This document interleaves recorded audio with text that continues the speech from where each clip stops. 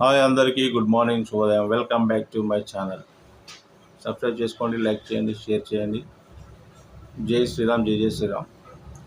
ఈరోజు భూకంపం రావడం జరిగింది. అది ఎక్కడ అనేది ఆంధ్రప్రదేశ్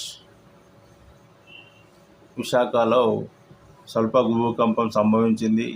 ఈరోజు తెల్లవారుజామున 4 గంటల నుండి 4 గంటల 30 నిమిషాల మధ్యలో పలు ప్రాంతాల్లో భూమి కంపించింది.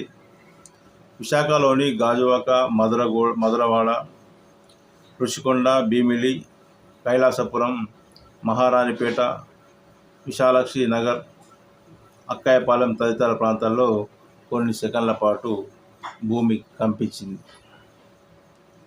కొన్ని చోట్ల శబ్దాలు కూడా వచ్చినట్లు స్థానికులు చెబుతున్నారు. ఈ ప్రాంతంలోనూ భూకంపం వచ్చినట్లు అనిపించిందని ప్రజలు తెలియజేయడం జరిగింది.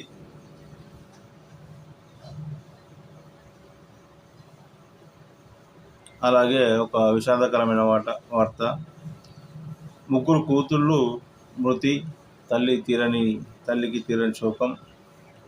ఇది మన తెలంగాణ చేవెళ్ల బస్ ప్రమాదంలో తాండూరుకు చెందిన 3 అక్క చెల్లెళ్ళు చనిపోయిన విషయం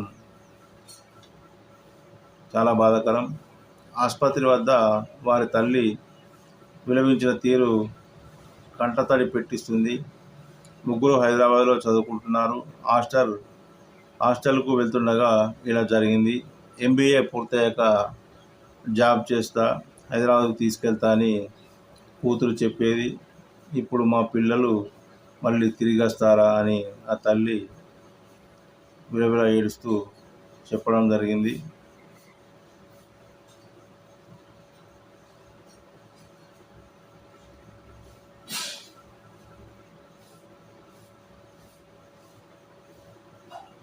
రేపే కార్తీక పౌర్ణమి కాబట్టి 365 ఒత్తులు ఎలా వెలిగించాలి?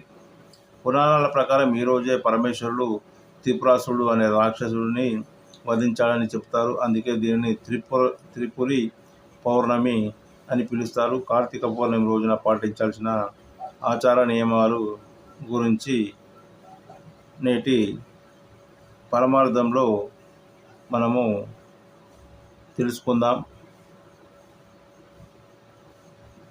కార్తీక సోమవారం రోజు ఇలా చేస్తే, కార్తీక సోమవారం పరమేశ్వరుడికి అత్యంత ప్రీతికరం. ఈ రోజున బోలా శంకరుడిని పూజిస్తే 7 జన్మల పాపాలు తొలగిపోతాయి శాస్త్రం చెబుతుంది.